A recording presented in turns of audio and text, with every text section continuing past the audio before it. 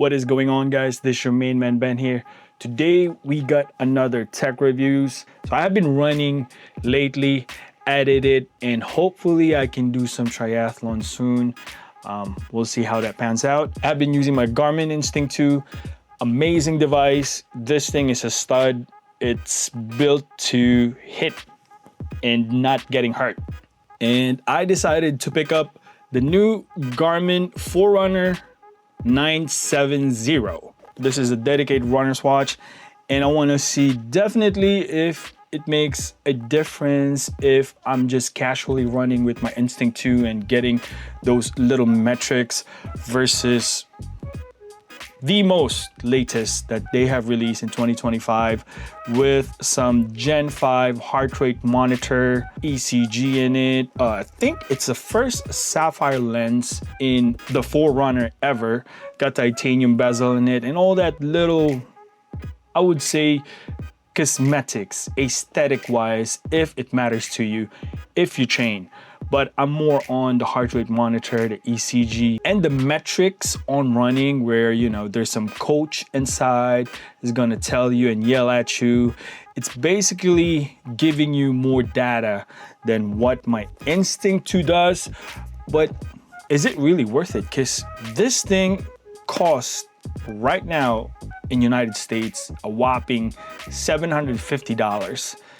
And Instinct 2, I got this for like, I would say $200 more than a year ago. Let's find out. So without going through a lot in here, guys, basically what comes in the box is the actual watch. I have already set it up. If you use this type of watches, guys, you got to have a Garmin Connect in iOS or Android.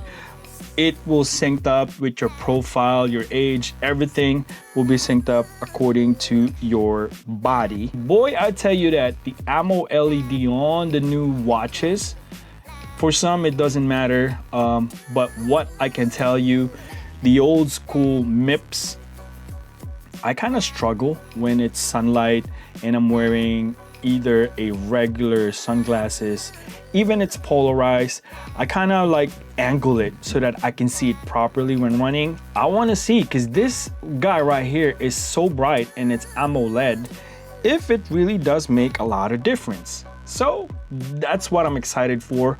We're gonna hit the running later. One band in here, they actually give you another band. Yep, Garmin gives you another band. This Instinct 2, automatically they put the extra band in here if it's way too long. That's the purpose of this one.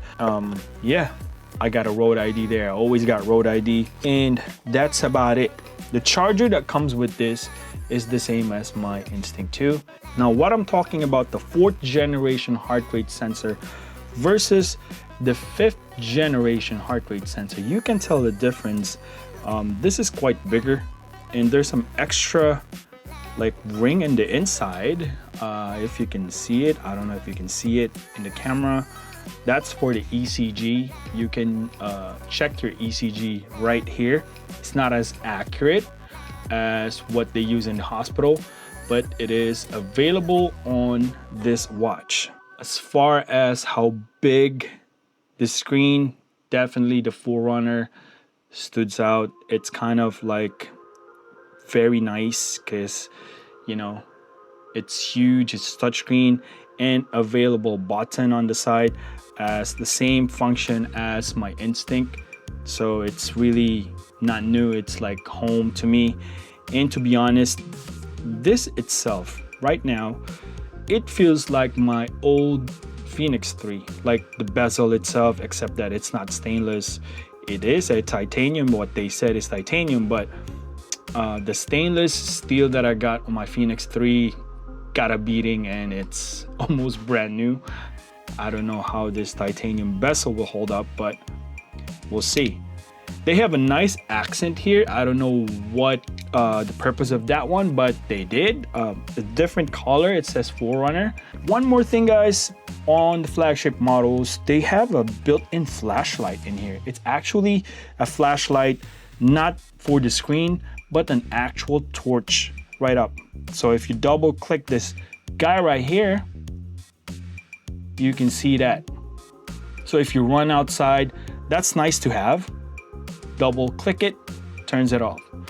So those are the new features that they got on their running watches and their top tier Phoenix watch and other models as well. I believe they have that on the Instinct 3 AMOLED, the torch flashlight. So I have set this up last night, charged it 100%, updated the firmware since that's what you want to do because the device is pretty new. I think they released it 2.5 months ago, and there's a lot of bugs on the software itself, so you got to do some firmware updates. It's available. You can download and connect this to your Wi-Fi at home, or definitely just in your phone. You receive the update, install the update, and you'll be good to go. AMOLED, guys. I actually put the brightness down 2 notch because it's way too bright for me, and it's amazing. I haven't tested it running outside, but my first impression owning this for 12 hours, very bright. And I have set it up the same. The buttons you can customize. You can do some shortcuts in here, dedicated ones. This one right here, because I don't use this device for phone notification. Not on any of my Garmin watches that I have. Never ever used that for phone notification. They added a MP3 and a phone and speaker, microphone and speaker in this. So if you're running and you want to quickly have some important phone calls, you can answer the device here and you can talk because it has a built-in speaker as well. So that's a nice touch, but I don't use that feature. I believe there's 32 gigabytes memory in here, so you can put your music without using or bringing your phone and connect your headphones. Battery life, the AMOLED, I noticed I slept with 100% battery. When I woke up, there's like 90%. And I already set up focus mode, set it up when I'm sleeping. It doesn't emit that regular feature, the interface that you're seeing right now.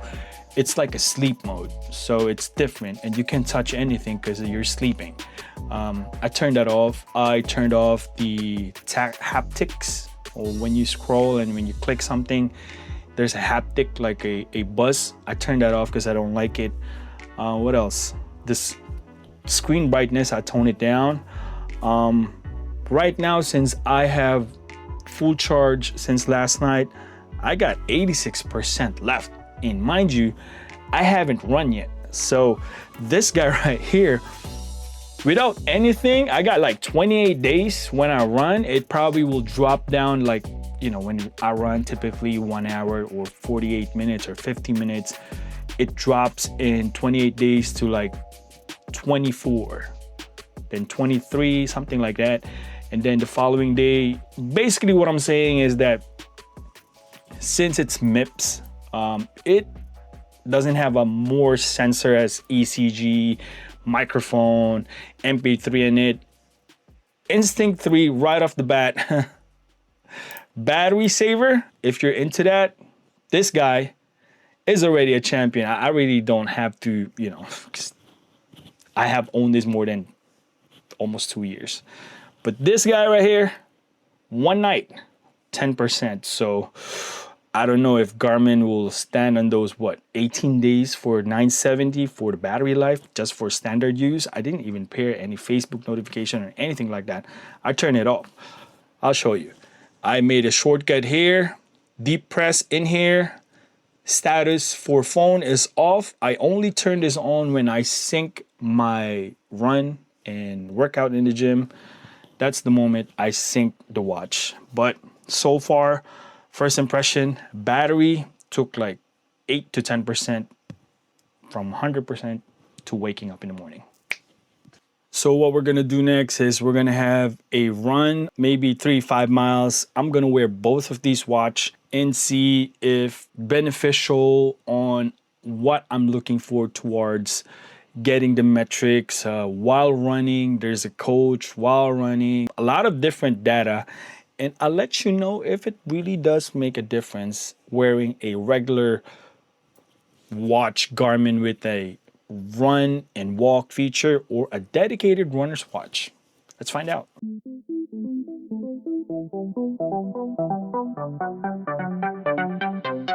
First test we're gonna do is I'm gonna wear the Instinct 2 here and the 970 on this side. I'm expecting 970 to be the fastest, but we're gonna clock in both on how fast both of these devices find satellite or connect to a satellite signal. It actually beeps on this one. Definitely faster for the 970. I would say a lot faster. Still looking, and I think it acquired it. Pretty clear skies though. So we're gonna run.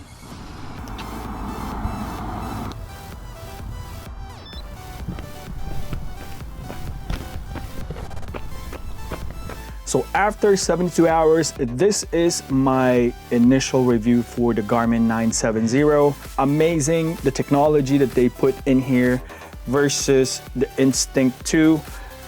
The thing that I noticed is that when I click run, there is like a 4-second delay, which I understand, but the consistency of the distance, the 970 is way ahead by 0.3 to 0.4 versus the Instinct 2.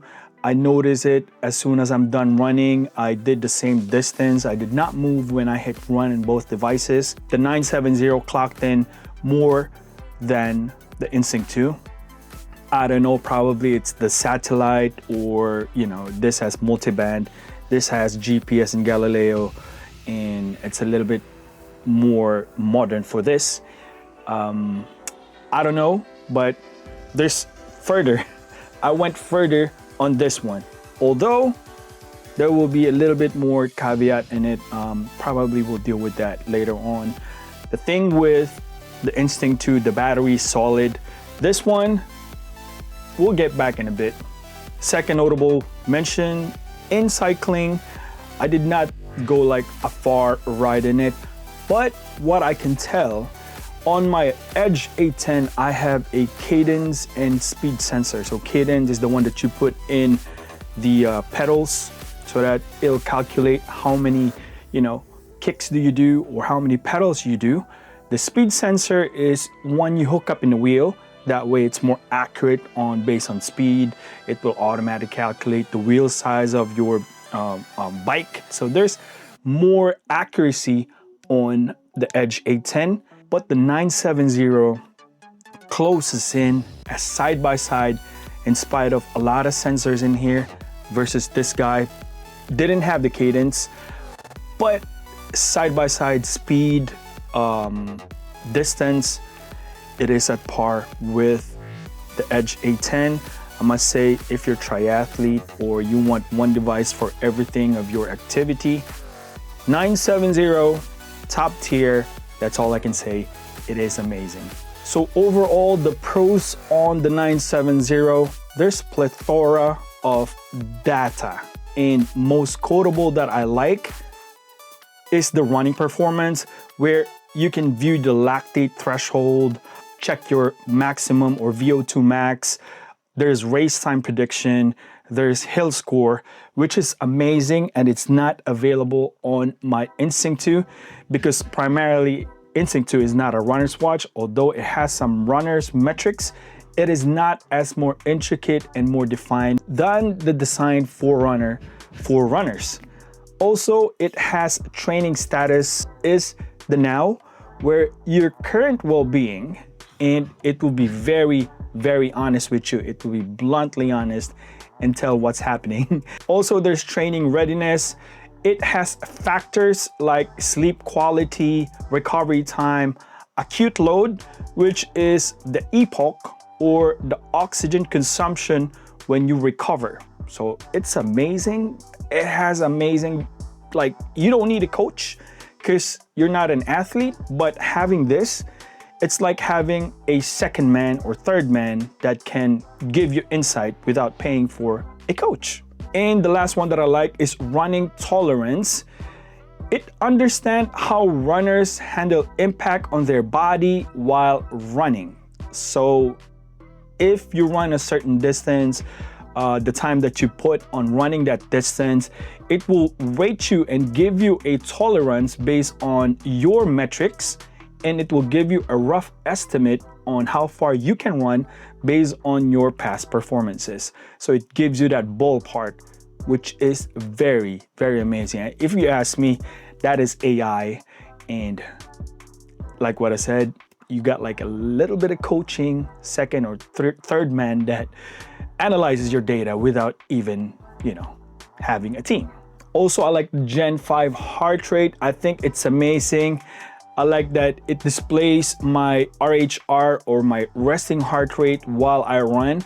So it reminds me that if I am in like highest heart rate, it gives me an insight on how I should be on my resting heart rate. That way I can pace myself and take it easy. So it's a nice boost. And mind you, that's a default setting, and I'm already adjusting a lot of stuff there that I prefer, that I'll see whenever I run. Completely customizable, guys. It's amazing. Also, the torchlight. This is amazing. It is not just applicable on running if I go pee in the middle of the night. Excuse me.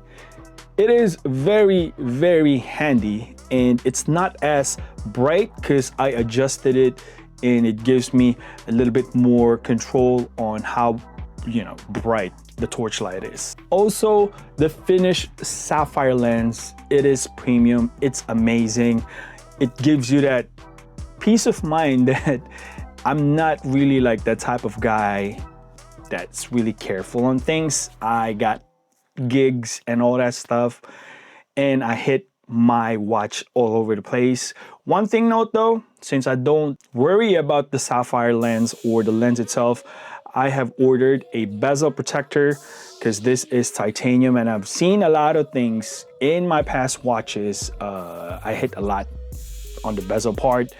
I just don't want to bang it like crazy, so I have ordered a very cheap bezel protector case, which is like $8 to $10, and just cover it because I use it and I don't take off this watch even at shower. Now going on the cons of this watch, battery life.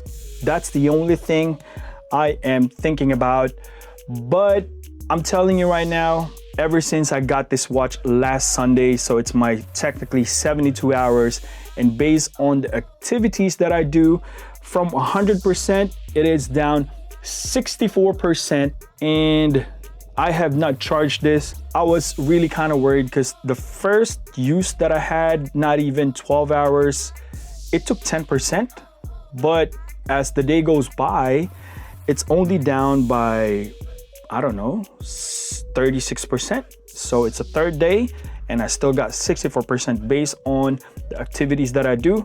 So I am pleased with the battery life. I mean, given that there's so much sensors that they have put in here and the GPS chips, I couldn't really complain much anymore because I'm using an AMOLED, which consumes a lot of energy. And given that it is bright, I even put it in the lowest setting while I run outside because it's just that bright. It's amazing and I'm not complaining anymore. There's a lot of ways you can save batteries as well, guys. First, you can lower down your AMOLED brightness. Second one, I think the most important, if you adjust the GPS activity on the watch itself, where you can pick GPS, Galileo, or you can pick multiband so that you can acquire satellite on spots that is like shaded or there's plenty of buildings. So that's where multiband and static technology kicks in for precise positioning. I did not turn off or went to GPS. That's why I paid for the watch. So I left it multiband and I'm pleased with the results right now. And one thing, I have also adjusted how it records the data of all of my Garmin, including the Edge 810, the Phoenix, the Instinct 2. There is a mode how to record it. it was defaulted. In smart mode, I have removed that and went to every second.